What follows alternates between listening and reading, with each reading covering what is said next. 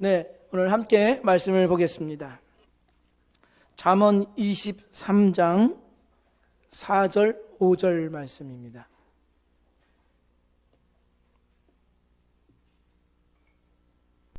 함께 말씀 읽겠습니다. 부자 되기에 애쓰지 말고 내 사사로운 지혜를 버릴지어다. 내가 어찌 허무한 것에 주목하겠느냐. 정령이 재물은 스스로 날개를 내어 하늘을 나는 독수리처럼 날아가리라. 아멘. 우리 양옆과 앞에 있는 분들 다시 한번 인사 나눌까요? 사랑하고 축복합니다.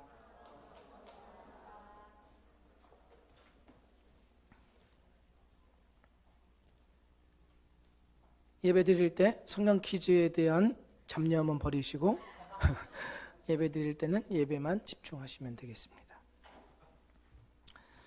유대인의 탈무드에는 사람 마음에 상처를 입는 세 가지가 있는데, 그것은 번민과 불화와 비어있는 돈지갑이다, 이렇게 이야기를 했습니다. 그 중에서 가장 불행하게 만드는, 비참하게 만드는 것은 비어있는 돈지갑이다. 몸은 마음을 의지하게 되어 있는데 그 마음은 돈지갑을 의지하기 때문이다, 이렇게 이야기하죠. 그래서 사람들은 돈을 모든 문을 열 수 있는 황금 열쇠라고 이야기까지 하죠. 우리가 살고 있는 이 세상에서는 어떤 일에 대한 정당한 대가와 보상뿐만 아니라 자신이 해야만 하는 일이나 하고 싶은 일에 반드시 돈이 필요합니다. 그래서 이 돈에 대해서 돈을 종으로 삼는 것이 아니라 돈의 종이 될 가능성이 높습니다. 작은 다툼이나 혹은 끔찍한 재난, 사건, 국가 간의 전쟁, 이런 것들이 무엇으로 인해서 벌어질까요? 돈이죠.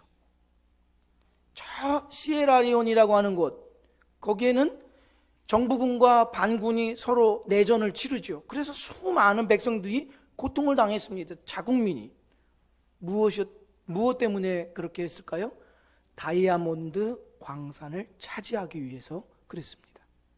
그래서 거기에서 나오는 이 다이아몬드를 블러드 다이아몬드, 피의 다이아몬드, 이렇게 말합니다. 그 일 때문에 많은 소년들이 병사로 마약에 취해서 싸움을 싸우게 되는 일에 동원되거나 그의 신체들이 잘려나가죠. 끔찍한 일입니다. 이렇게 돈이라는 것이 우리에게 목적이 되었을 때 어떠한 일들이 벌어지는가는 굳이 다른 나라에 어떤 일이 일어나는가를 살펴보지 않아도 우리에게 매일매일 들려지는 끔찍한 소식들로 인해서 알게 됩니다. 그러면 오늘 지혜자인 이 솔로몬이 돈에 관해서 우리에게, 특별히 신자에게 어떻게 말하는지를 귀 기울여 볼 필요가 있습니다. 세상 사람들은 돈이 자기를 보호하고 자기 안전의 절대적인 필요 요소라고 그렇게 이야기를 하죠. 오늘 4절 말씀에 솔로몬은 이렇게 말합니다. 부자 되기에 애쓰지 말고 내 사사로운 지혜를 버릴지어다. 여기 부자 되면 안 된다, 이런 뜻이 아닙니다. 이 말은 부자 되면 안 된다라는 것이 아니라 부자 되기를 애쓰지 말라, 이런 뜻입니다. 그러니까 부자 될 것을 목적으로 삼으면 안 된다. 부자 되는 것은 따라오는 것이지 그것을 목적으로 삼아야 할 것이 아니다, 이렇게 이야기하는 것이죠. 이 부자 되기를 애쓰지 말라는 것과 더불어서 결부되는 것이 이 사사로운 지혜를 버릴지어다, 이렇게 말을 합니다. 이 표준 세번역에는 그 사사로운 지혜를 뭐라고 해석했냐면 그런 생각을 끊어버릴 슬기를 가져라, 이렇게 말합니다. 왜 끊어버릴 슬기를 가져야 되느냐라고 하면, 부자 되는 것을 목적으로 삼는 사람들은 하나님을 의지하지 않고 자기의 지적인 능력과 지혜와 경험을 의지해서 자기의 안전과 명예를 확보하려 하기 때문에 부자 되기를 애쓰지 말고 그러한 사사로운 지혜를 버려라, 이렇게 말씀을 하는 것입니다. 곧 돈이 자기의 보호자 되는 것으로 여기더라는 것이죠. 돈이 자기의 안전과 미래를 책임질 수 있다고 하는 생각에서 부자 되려고 애쓴다. 그렇게 하지 말라. 이렇게 얘기하는 것이죠. 이러한 사실은 우리가 요즘에 하는 말이나 듣는 말로 알 수가 있습니다. 특별히 우리가 살고 있는 지금의 시대에서 많은 사람들이 뭐라고 이야기합니까? 돈 없어서 연애도 못한다고 얘기하죠. 돈 없어서 결혼할 생각도 엄두도 못 낸다라고 말합니다. 돈 없어서 아이 낳을 수도 없습니다. 돈 없어서 집을 장만할 생각은 아예 깨뜨려 버렸다고 이야기를 하죠. 자, 지금의 현실을 외면하는 것 아니죠. 어렵다라는 것을 일부러 애써 감추려는 것 아니라 그것을 그대로 인정합니다. 그런데 여기에서 말하는 바가 돈이 없어서 나는 아무것도 할 수 없다라고 하는 무기력한 상태를 이야기하는 겁니다. 그러니까 돈줄이 곧 내 생명줄입니다. 돈이 나와 내 가정과 내 미래를 쥐고 흔드는 주인이 되고 있는 것이죠. 가만히 보면 돈의 영향력이 그 무엇보다도 큰 것 같고 그 돈의 영향력으로 인하여서 내가 삶이 달라질 것 같은 그런 생각은 충분히 가질 수가 있습니다. 그렇죠. 세계의 최고 부자라고 하는 만수르, 우리 장만수 형제는 아니고 만수르, 전체 재산이 36조라고 하죠. 그것도 정확한 건 아니고요. 가문의 재산은 1000조라고 하는데요. 이 만수르가 3천억의 맨시티 축구팀을 인수할 때 한 말이 이거였습니다. 진정한 돈의 힘을 보여주겠다. 여러분 기억하죠? 전혀 이런 거에 관심이 없으니까 제가 얘기해 드립니다. 3천억의 맨시티 축구팀을 인수하면서 진정한 돈의 힘을 보여주겠다고 이야기를 했습니다. 그러면서 이 맨체스터에 있는 빚 7,300억을 한 번에 갚아버렸습니다. 아무것도 아니죠, 그 사람에게는. 그리고 축구팀을 위해서 전용 비행기 퍼스트 클래스로 다 만들어줬습니다. 가장 좋은 호텔과 가장 최고의 의사들을, 전담 의사들을 붙여주었고요.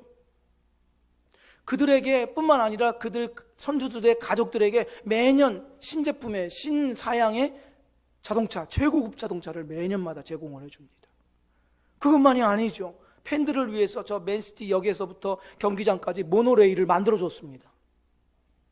전자석, 맨시티 구장의 전자석에 열선이 들어와서 겨울철이면 따뜻하게 관람할 수 있도록 해줬습니다. 얼마나 놀랍습니까? 그 영향력에 의해서 맨시티가 우승을 2번이나 했잖아요. 돈의 영향력이 너무너무 크고 무엇이든지 할 수 있는 것 같고 안전과 미래를 보장해 줄 수 있을 것 같습니다. 그런데 만수르와 비교할 수 없을 정도로 전 인류 역사상 가장 부자였던 솔로몬은 돈이 우리의 미래와 안전을 보장하지 않는다, 이렇게 얘기합니다. 오늘 그것을 말씀을 해주고 있는 것이죠. 왜 그런가 하면 솔로몬이 직접 그것을 겪어봤거든요. 솔로몬은 자기 아버지 다윗으로부터 물려받은 이 왕국과 자기 지혜로 세운 여러 가지 이 나라의 상황을 안전하게 지키고자 원했습니다. 그래서 그 방법 중에 하나가 자기의 부요함과 권력을 이용해서 애굽 왕의 공주를 자기 아내로 맞이하죠. 정략적인 결혼을 이룬 것입니다. 어느 나라든 약소 국가가 자기 딸을 보내게 되어 있습니다. 그러니까 솔로몬의 위세가 얼마나 대단했던 것인가를 알 수 있는 것이죠. 그 당시에 애굽은 최고의 제국이었는데 그 제국의 딸을 솔로몬의 아내로 줍니다. 그래서 정략적인 결혼으로 형제 나라를 이루어 갑니다. 형제 나라가 되었습니다. 그런데 문제가 있습니다. 솔로몬의 통치 기간 동안에 여로보암 외에 하닷이라고 하는 대적자가 있었습니다. 에돔 사람 대적자인 이 하닷을 길러주고 정치적인 후견인으로 만들어주고 안전하게 보호해 주었던 곳이 어디냐 하면 열왕기상 11장 19절 20절에 나와 있습니다.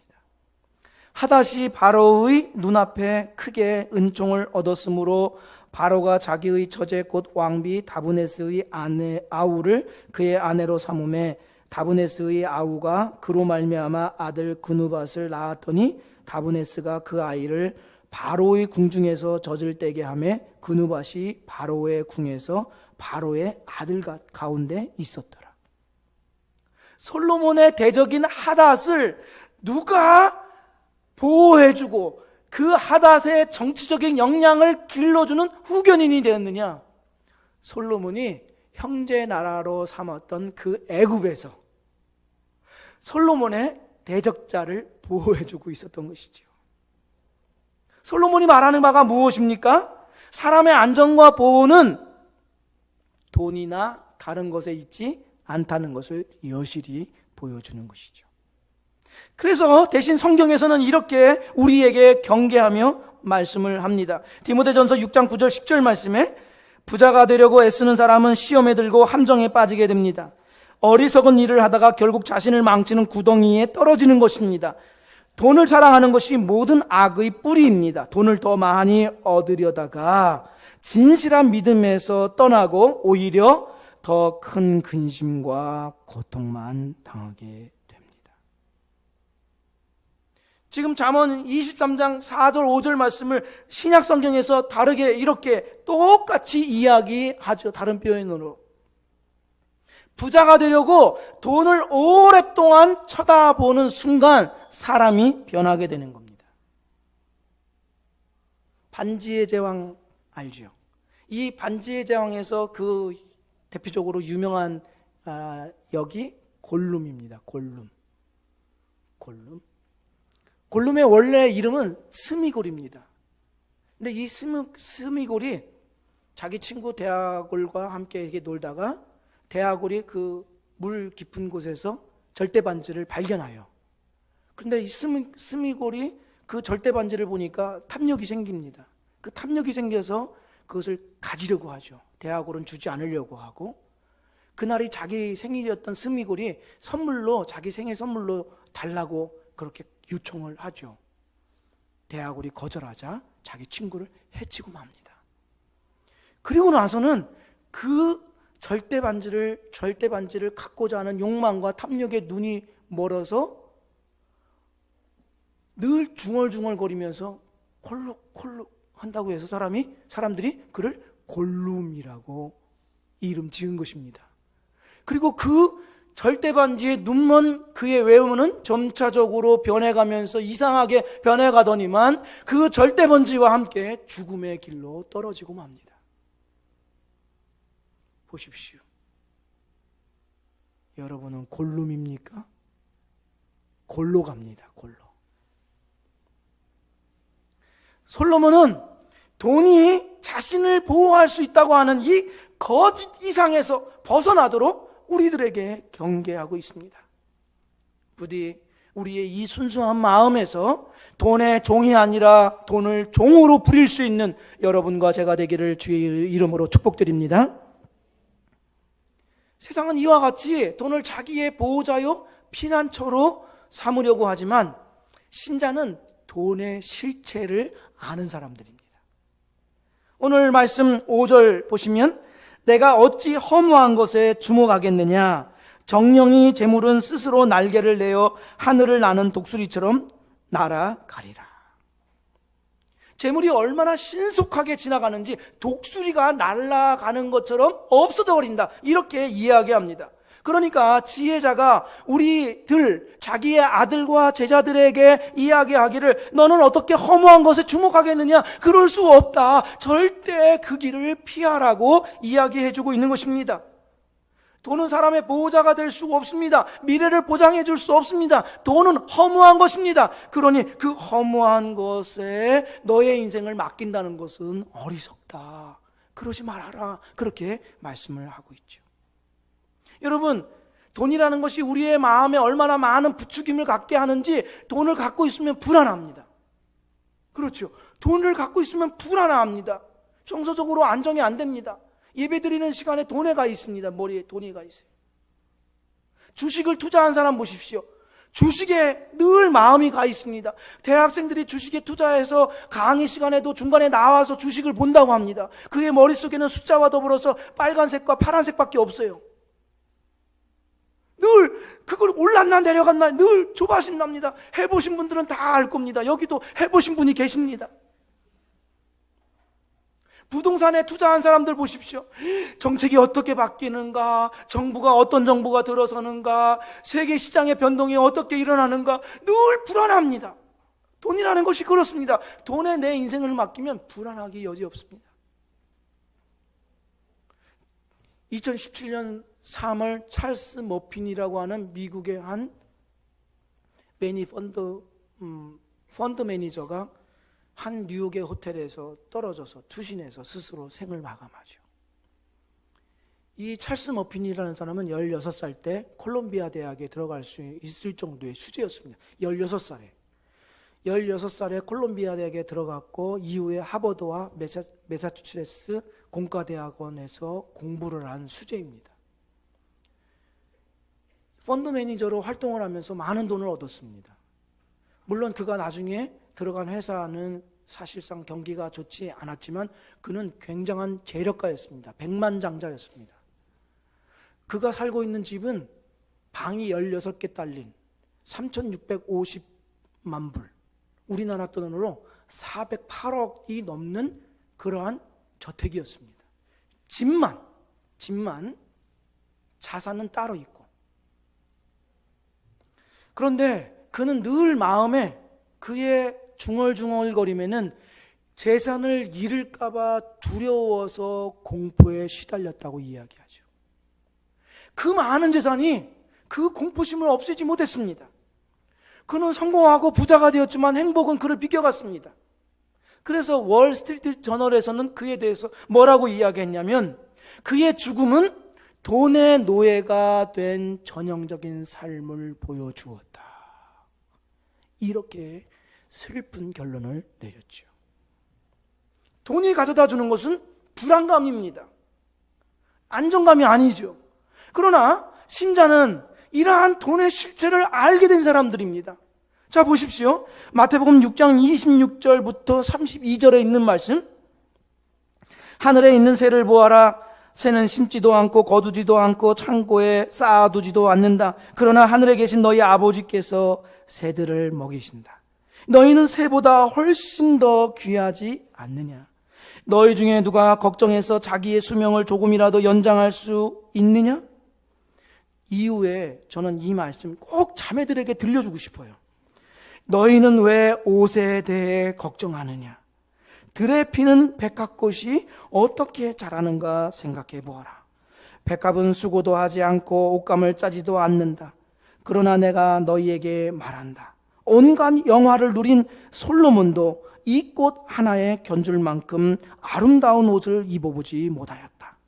하나님께서 오늘 있다가 내일이면 불 속에 던져질 들풀도 이렇게 입히시는데 너희를 더 소중하게 입히시지 않겠느냐? 믿음이 적은 자들아, 함께 읽겠습니다. 그러므로 무엇을 먹을까, 무엇을 마실까, 혹은 무엇을 입을까 하면서 걱정하지 마라. 이런 걱정은 이방 사람들이나 하는 것이다. 하늘에 계신 너희 아버지께서는 너희에게 이 모든 것이 필요한 줄을 아신다. 지금 함께 읽은 이 말씀을 기억해 보십시오.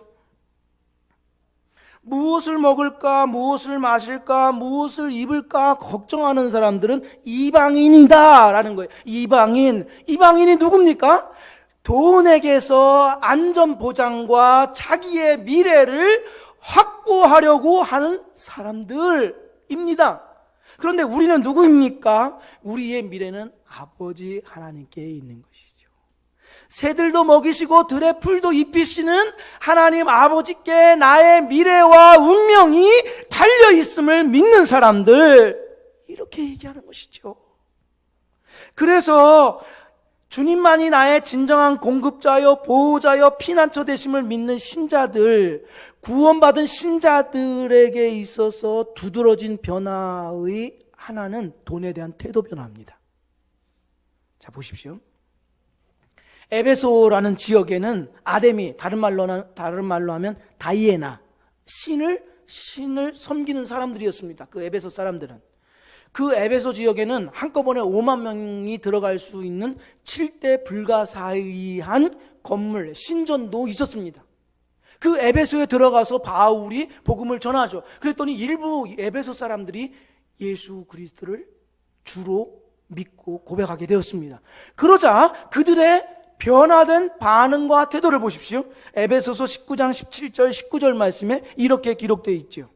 에베소에 사는 유대인과 할라야인들이 다 이 일을 알고 두려워하며 주 예수의 이름을 높이고 믿은 사람들이 많이 와서 자복하여 행한 일을 알리며 또 마술로 행하던 많은 사람이 그 책을 모아 가지고 와서 모든 사람 앞에서 불사르니 그 책값을 계산한 즉 은 5만이나 되더라. 이 말씀 보십시오. 은 5만은 다른 영어 성경에서는 수백만 달러라고 이야기했습니다. 그러니까 우리나라 하루 품삯을 10만 원으로 계산해서 5만이랑 계산하면 50억입니다. 어떤 분들은 이 금액을 어떻게 계산하냐면 노동자가 365일 동안 쉬지 않고 하루도 빠짐없이 일을 하는데 137년 동안 일을 해야만 얻을 수 있는 금액이다. 그러니까 매우 엄청난 금액입니다. 이 책을 불살랐다는 것은, 은 5만이라는 것은. 그러니까 이 에베소 사람들에게는 이 마술책이 자기들에게 돈이었습니다. 돈.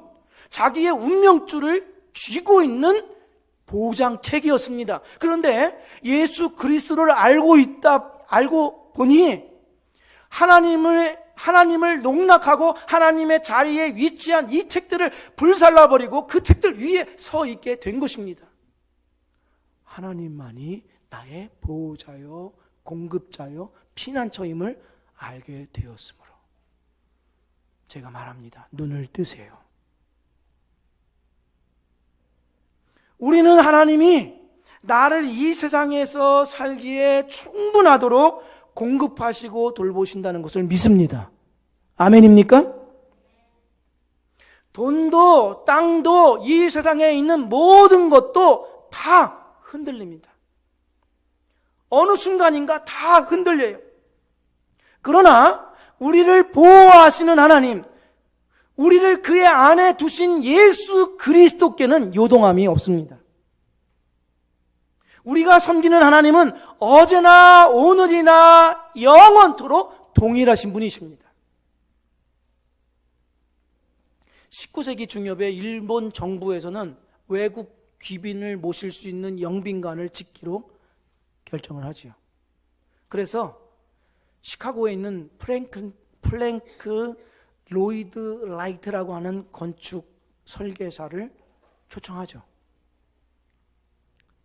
이 프랭크가 영빈관을 짓도록 한 그 현장을 가서 땅을 파보니까 2.4m 밑에 그 이후 18m가 진흙창으로 되어 있다는 것을 알게 돼서 일본 정부에게 다른 곳을 허락해달라고 요청하지만 거절당합니다. 그래서 이 프랭크라는 사람이 그 지역에, 그 땅에 공사를 시작하죠. 기초공사만 하는데 2년이 걸립니다. 다른 옆에 있는 건물들은 다 이미 준공했습니다. 기초공사만 하는데 2년이 걸리고 건물 세우는데 2년이 걸립니다. 그래서 사람들은 그 건물이 가장 돈을 많이 낭비하고 시잘데기 없이 시간을 낭비해서 지은 건물이라고 비난을 했습니다. 그런데 52년 뒤에 1923년에 들어보셨을 거예요. 동경 대지진이 일어납니다. 이 동경 대지진이 일어나는데 진도가 8.3입니다. 우리 포항에서 지진이 일어났을 때 진도가 몇이었죠? 전혀 기억할 수 없어. 5.4였습니다. 얼마나 무시무시했습니까? 8.3이었습니다. 일본 10만 명 이상이 죽었습니다. 그런데 프랭크가 세운 이 동경의 임페리얼 호텔은 호텔과 호텔 안에 있는 물건 하나라도 손상당하지 않았습니다. 그 이후로부터 일본 사람들이 프랭크의 이 공법을 표준 공법으로 삼게 되었어요. 이와 같이 세상에 있는 것들은 언제나 언제든지 혹은 어느 순간 요동하며 흔들리며 깨지고 고통당할 것입니다. 그러나 예수 그리스도를 구주로 삼고 하나님을 아버지로 삼는 우리 안에는 요동함이 없는 줄로 믿습니다. 왜냐하면 그를 의지하는 자에게는 버리지도 주님께서 내버려 두지도 않겠다고 약속하셨기 때문이시죠. 하나님은 이 세상을 살아가는 동안 그의 신자들을 기꺼이 돌보시고 이 인생을 살아갈 수 있는 필요한 모든 능력과 은혜 주시기를 약속하셨죠. 신자는 결코 슬픈 인생을 살아갈 수 없습니다. 우리는 실패한 인생을 살아갈 수 없습니다. 우리의 보호자 되신 하나님 안에 있기 때문에 그렇습니다. 이 사실로 돈이 아니라 주님만이 우리의 주인 되심을 확실히 믿으시는 여러분 되시기를 축복드립니다. 그러나 신자는 돈이 주인 노릇할 것을 경계해야 하지만 돈을 배격하지는 않습니다. 돈의 종노릇 하는 것 아니라 돈을 종으로 부려야 할 사람들이 신자이기 때문에 그렇죠. 잠언 19장 17절 말씀에는 이 말씀이 있습니다. 가난한 자를 불쌍히 여기는 것은 여호와께 꾸어 드리는 것이니 그의 선행을 그에게 갚아주시리라. 가난한 자를 돕는 것은 여호와께 꾸어 드리는 것이래요. 내가 여호와 하나님께 꾸어 드리는 것, 그러면 갚을 것만 남은 거죠. 내가 되돌려 받는 것만. 돈을 신봉하여서 하나님 위치에 올려놓는 것도 잘못이지만 돈이 쓸데없다고 배격하는 것도 성경적인 태도가 아니에요. 우리는 둘 다 배격해야 합니다. 양극단을 다 배격해야 됩니다. 그러면 어떻게 해야 우리가 돈이 다른 사람과의 경쟁과 비교와 배척시키는 일들을 깨트려버리고 돈을 올바르게 사용할 수 있는 창조적인 경제 능력을 가질 수 있을까요? 우선 우리가 가져야 할 태도는 이 마음입니다. 사람은 외모를 보지만 하나님은 마음을 보신다는 생각이에요. 이것이 꼭 필요합니다. 왜냐하면 하나님의 눈에는 돈의 액수가 중요하지 않습니다. 돈이 많고 적음을 하나님은 보시지 않아요. 그래서 돈이 많다고 해서 하나님께 복을 받고 믿음이 좋은 것 아닙니다. 가난하다고 해서 내가 경건하지 못하고 믿음이 부족한 것 아닙니다. 여기에서 우리가 벗어나야만 합니다. 왜냐하면 예수님께서는 과부가 드린 2렙돈, 그러니까 우리는 말로 하자면 1,000원, 2,000원 정도밖에 안 되는 그 헌금을 그때에 드렸던 모든 사람들이 드린 헌금보다 더 많이 드렸다고 주님은 다른 셈법으로 그를 칭찬하셨습니다.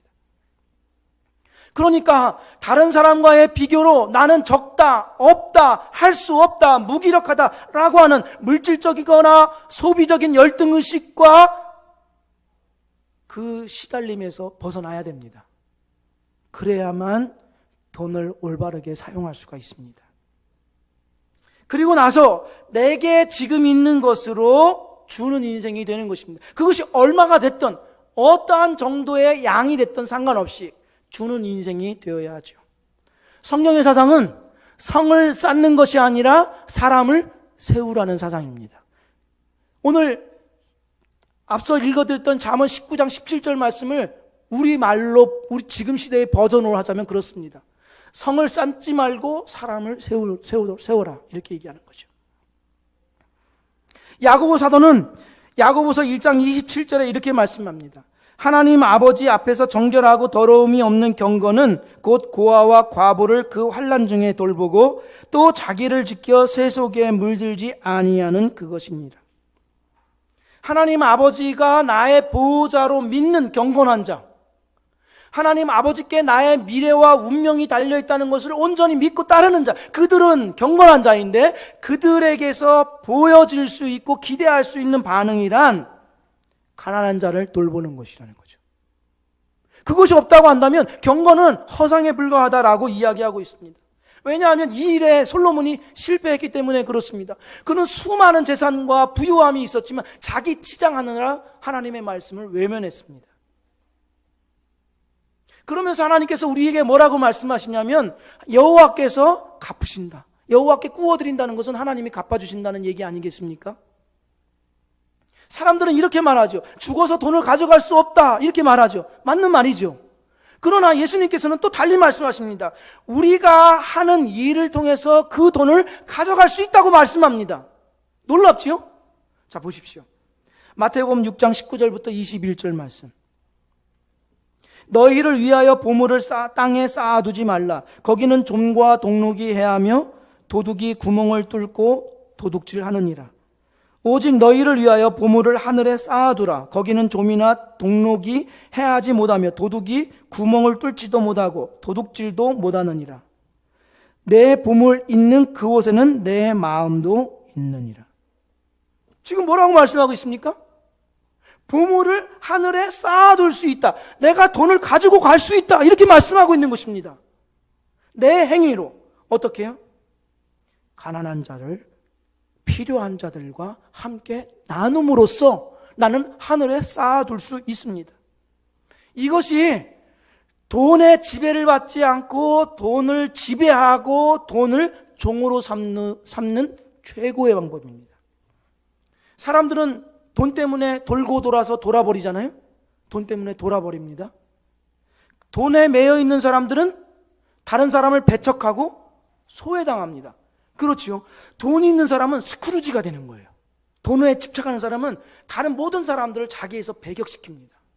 자기밖에 믿을 사람이 없습니다. 이게 돈이 가져오는 악이죠, 악. 그런데 다른 사람을 향해서 베푸는 것, 필요한 사람들과 나누는 이 행위는 돈이 자기의 위치를 망각하고 하나님 자리에 올라서려는 그것을 끌어내려서 원래의 위치와 역할을 하게 하는 행위가 되는 것이죠. 이것이 돈의 실체를 아는 신자들의 모습인 것입니다. 이 일을 하기 위해서는 우리는 단순하게 살아야 돼요. 단순한 삶을 살아야 하고 베풀고 나누기 위해서 성실하게 일을 해야 합니다. 왜 일을 해야 되느냐? 줄 것 있는 인생이 되기 위해서. 남들에게 주고 베풀기 위한 인생이 되기 위해서 일을 하는 것입니다. 우리 가족을 잘 돌봐야죠. 그렇죠? 가족도 안 돌보면 안 됩니다. 가족을 잘 돌봐야 합니다. 그러면서 다른 사람에게 줄 것 있는 인생이 되기 위해서 성실과 열심으로 일을 해야 합니다. 그때 사람들은 우리를 통해서 주님에 대해서 관심을 갖게 되고 주님의 은혜를 깨닫게 될 것입니다. 미국 필라델피아에 집안이 너무너무 가난해서 초등학교 2학년 때까지만 다니고 벽돌공으로 일을 한 13세 소년이 있었습니다. 이 소년의 마음이 아팠던 부분이 있는데 그것은 다름 아니라 교회를 가려고 하면 그 교회를 향해 가는 길목이 항상 비가 오면 진흙탕이 되어버렸어요. 그래서 철퍼덕철퍼덕해서 사람들의 발이 더러워졌습니다. 어느 날 억수와 같이 비가 쏟아질 때 무릎까지 진흙탕에 빠진 이 소년은 상상을 했어요. 어떤 상상을 했냐면 자기가 벽돌을 깔아놓아서 사람들이 기쁘고 즐겁게 이 길을 지나가고 교회에 들어가는 것을 생각하게 되었습니다. 아무도 관심 있지 않았는데 이 소년은 그날 마음에 결심을 하죠. 13세 소년이라고 했죠. 자기의 월급에서 7센트, 그러니까 이게 몇백 원 안 되는 거죠. 벽돌 한 장 값밖에 안 되는 거죠. 그 벽돌 한 장 값을 매일 사다가 자기가 생각한 그 길에다가 하나씩 쌓아 올렸습니다. 쌓아 나가세요. 혼자 하면 한 2년 정도가 걸릴 시간이었지만 마을 사람들이 그의 행위를 보고 감동을 받아서 동참하게 됩니다. 그래서 얼마 지나지 않아서 거기 그 길거리가 벽돌로 쌓아서 좋은 길로 바뀌게 되었습니다. 그 소년이 백화점 왕 존 워너메이커입니다. 백화점 왕 존 워너메이커. 그의 인생의 모토는 뭐냐면 사람들이 나로 인하여서 기뻐할 것이다 라는 생상. 그래서 그의 모토가 이것입니다. 올바르게 생각하기, 올바르게 행동하기, 올바르게 느끼기. 뭐 영어로 하면 좀 다릅니다. 하나님 안에서 생각하고 하나님 안에서 신뢰하기. 하나님께서 그의 마음을 보시고 그의 인생에 큰 은혜로 갚아주셨습니다. 지금의 대중매체들은 우리들로 하여금, 신자들로 하여금 특별히 무기력한 인생을 살아가게 합니다. 왜냐하면 이 대중매체들은 늘 무엇을 보여줍니까? 특별히 우리 자매들에게 많은 고통을 주죠. 여기 맛집, 저기 맛집, 저쪽 맛집. 그래서 맛집을 돌아다니면서 맛이 어떠네, 식감이 어떠네. 용어가, 식감이라는 용어가 굉장히 많이 나옵니다. 식감이 어떠네, 쫄깃쫄깃하니, 진짠지 아닌지는 잘 모르겠지만 쫄깃쫄깃하니, 환상적이니, 판타스틱하다니, 뭐 이런 말들을 하면서 자매들의 그 맛집에 대한 욕구를 불러일으킵니다. 저의 사무실에 왔을 때도 늘 먹는 걸 얘기하는 자매들이 있는데 늘 그것에 굶주린 사람들처럼 얘기를 하죠. 게다가 이 나라 저 나라 이곳저곳 여행하는 곳을 막 비춰줍니다. 그래서 마치 이 나라 저 나라를 다니면서 먹을 것 먹고 싶은 거 다 먹는 그 삶이 꼭 욜로족이 되는 것이 가장 멋지고 근사한 인생을 살아가는 것처럼 비추죠. 그래서 우리 자신을 볼 때 나는 왜 이렇게 초라한가? 나는 저기도 갈 수 없고 저것도 먹을 수 없고 아무것도 할 수 없어 라고 무기력하게 만들죠. 초라한 내 인생을 보게 합니다. 이걸 알아야 합니다. 신자는 세상 앞에서 얼만큼 부유하느냐가 문제가 아닙니다. 그런 인생을 살아가는 사람은 신자가 아니죠. 상은 세상이 주는 게 아니라 하나님이 주십니다. 그래서 하나님 앞에 얼마만큼 부유한 인생을 살아가느냐, 이것이 신자에게 있어서의 문제인 것이죠. 우리의 다짐과 우리의 삶 가운데서 하나님, 나는 다른 사람에게 줄 것 있는 인생이 되게 해 주옵소서. 지금 내게 있는 것이 적고 작든지 다른 사람과 나누는 기쁨으로 살아갈 수 있게 해 주옵소서. 이것이 우리의 소망이요 갈망이 되어야 할 줄로 믿습니다. 이러한 삶이 되기를 다시 한번 축복드립니다. 기도하겠습니다.